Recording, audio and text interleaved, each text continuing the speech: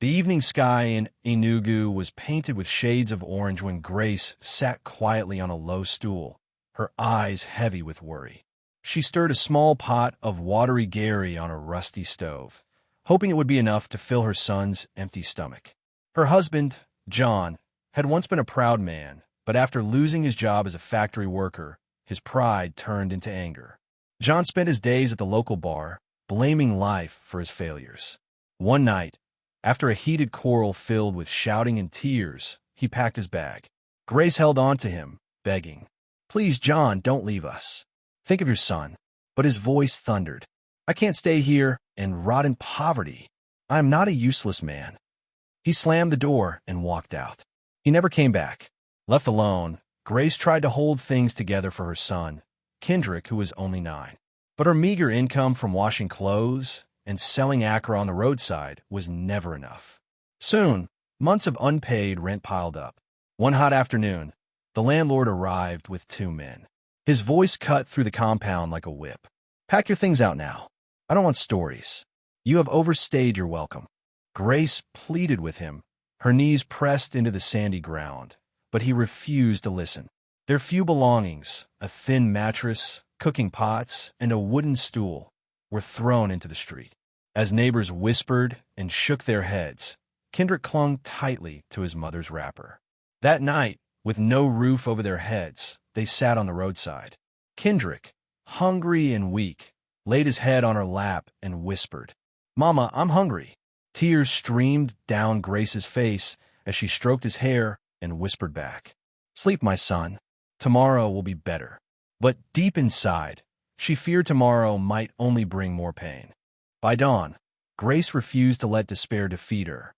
She gathered broken planks, scraps of zinc, and torn tarpaulin from a nearby dump site. Piece by piece, she built a small shack at the edge of a swamp where other families in hardship lived.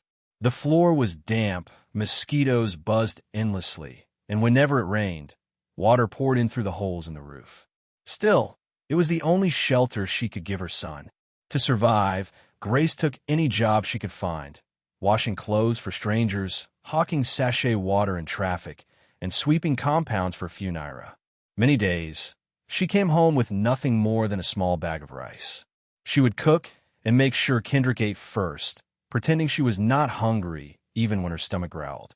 Kendrick wore a torn school uniform, and his sandals were falling apart. Yet, every morning, he insisted on going to school, carrying his old books in a nylon bag. Education was his dream, his weapon against poverty.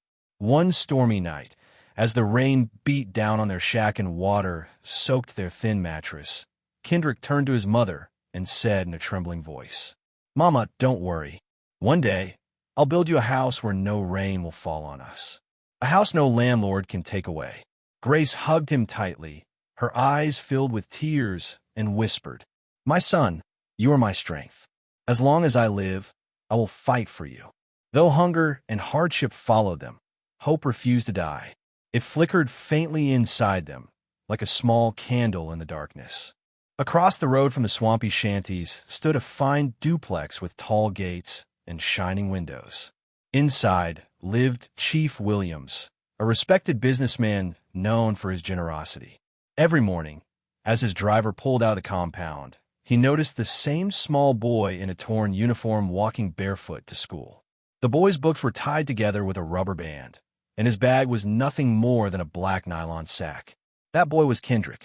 Williams also saw Grace, scrubbing clothes by the roadside with her hands raw and blistered, her faded wrapper clinging to her thin frame. Despite her hardship, there was dignity in the way she carried herself. She never begged, she only worked. One rainy evening, as Kendrick and Grace rushed to patch their leaking roof with old sacks, Chief Williams stood at his window watching. Something tugged at his heart. He called his steward and said, "That woman and her son, I want to know their story." The next morning, he sent for Grace. Nervous and ashamed, she stood at the gate, her wrapper soaked with sweat. Chief Williams came out himself and spoke gently. "Madam, I've seen your struggle. Life has been unfair to you, but I see the strength in you. Come work for me. I'll pay you well. And your boy, what's his name?" "Kendrick, sir," Grace whispered. "Yes, Kendrick, I'll take care of his schooling. He must not waste away in these shanties. Grace dropped to her knees, tears streaming down her face. For the first time in years, she felt like God had heard her prayers. From that day forward, life slowly changed. Grace was given a job as a housekeeper in Chief Williams' home. The pay was steady, enough for food and dignity. He also arranged a small, clean apartment for her and Kendrick close to his compound.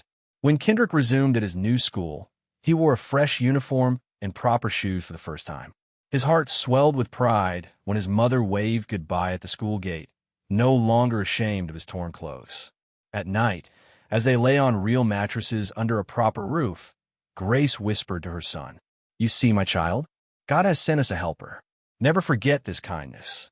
Kendrick nodded, his small face glowing in the moonlight. Deep inside, he made a silent vow. One day I'll be great, and when I am, I'll repay this man for saving us. Neither Grace nor Kendrick knew that their journey had only begun. Ahead lay trials, heartbreak, and triumphs that would test everything they believed. For months, life began to settle into a rhythm. Grace worked diligently in Chief Williams' household, never once complaining. Kendrick's grades improved, and his teachers marveled at how quickly he caught up despite his rough beginnings.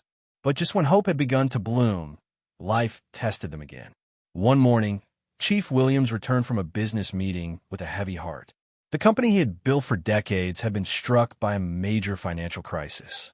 Contracts were lost, debts mounted, and within months, he was forced to shut down his office. Grace noticed the change immediately. The once lively man who always smiled grew quiet and withdrawn.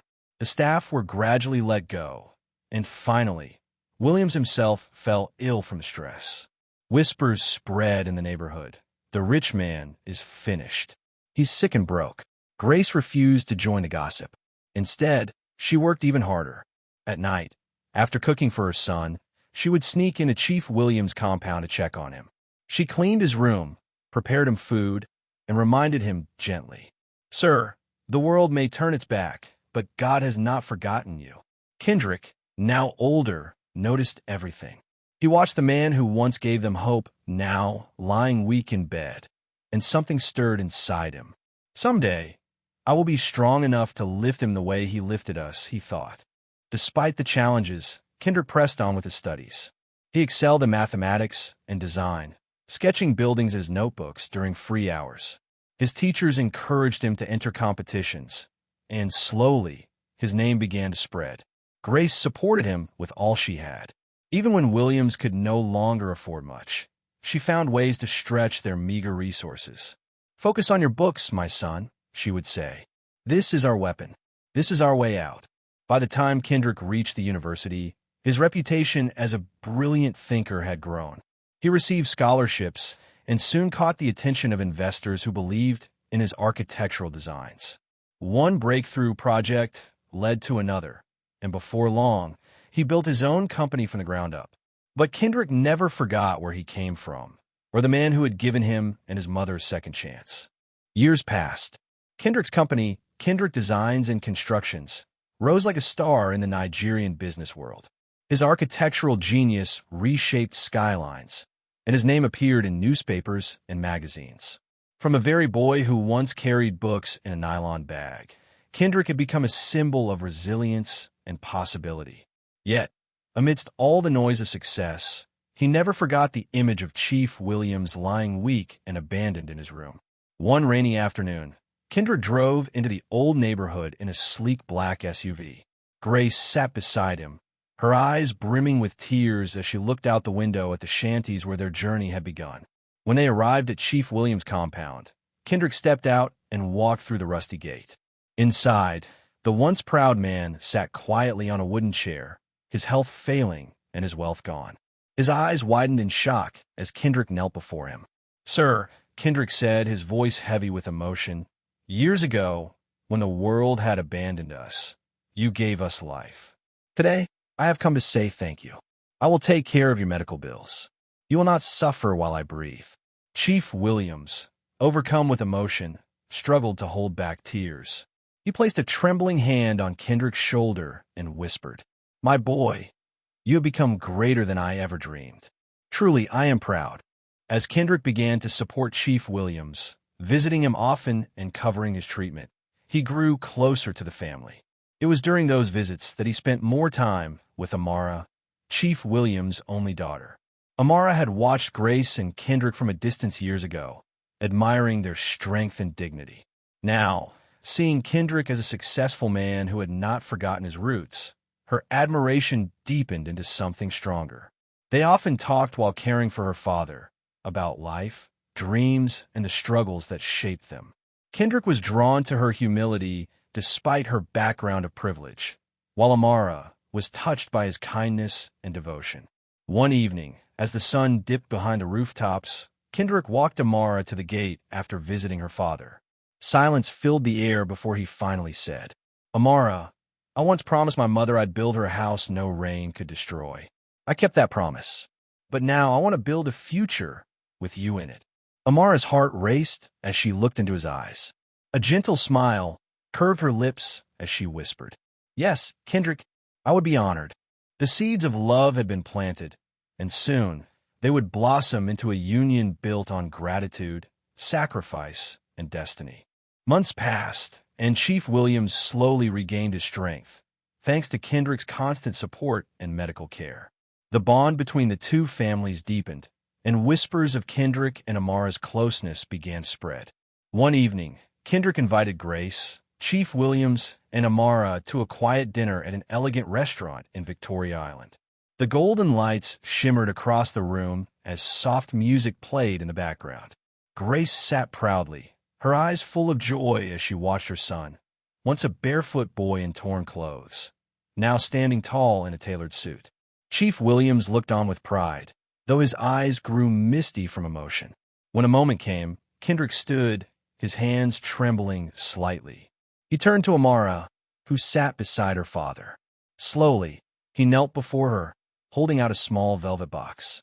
"Amara," he said, his voice steady but emotional, "from the streets, I rose with a dream. From your father, I received kindness that changed my life. Today, I want to ask, will you walk with me into the future? Will you be my wife?" Gasps filled the table as Amara covered her mouth in surprise. Tears welled in her eyes as she nodded quickly, whispering, "Yes, Kendrick, yes." The restaurant erupted in soft applause. Grace wept tears of gratitude. Chief Williams, his voice breaking, said, "My son, you have honored me more than I deserve. May your union be blessed." The wedding was a celebration that brought the past and present together. Held in a grand hall decorated with white roses and golden drapes, it was more than just a marriage. It was a symbol of triumph over suffering. Grace walked proudly behind her son, dressed in a regal lace gown, no longer the broken woman who once begged a landlord for mercy. She was now the mother of a man who had risen from the dust to greatness. Chief Williams, though frail, stood tall as he gave his daughter's hand to Kendrick. His heart was filled with peace, knowing that the boy he once helped was now family. When Kendrick and Amara exchanged vows, their voices shook with emotion. Guests whispered in awe of the story, how a poor boy once homeless had risen, built an empire, and married the daughter of the very man who saved him. As they walked down the aisle together, Grace wiped her tears and whispered under her breath, "Truly, God has turned our ashes into glory." And for Kendrick, it was the fulfillment of every promise he had ever made, to his mother, to himself, and now, to the future he had chosen. Years passed, and Kendrick Designs and Constructions became one of the leading firms in the country. Skyscrapers bore his signature, and his name carried weight in business circles across Nigeria and beyond. Yet, in all his success, Kendrick never forgot where he came from. Every year, he visited the same swampy shanty where he and Grace once lived, quietly donating homes to struggling families so no child would sleep in the rain as he once did. Grace, now older but glowing with peace, lived in comfort. She spent her mornings in prayer and her evenings surrounded by grandchildren who adored her. The haunted look that once shadowed her face was gone, replaced by the dignity of a woman who had survived fire and walked into glory. Chief Williams, though he never regained his lost empire, found joy in the life he had gained. A son in Kendrick, a daughter in Amara, and the respect of a community that now remembered him, not for his fall, but for the kindness that had changed destinies.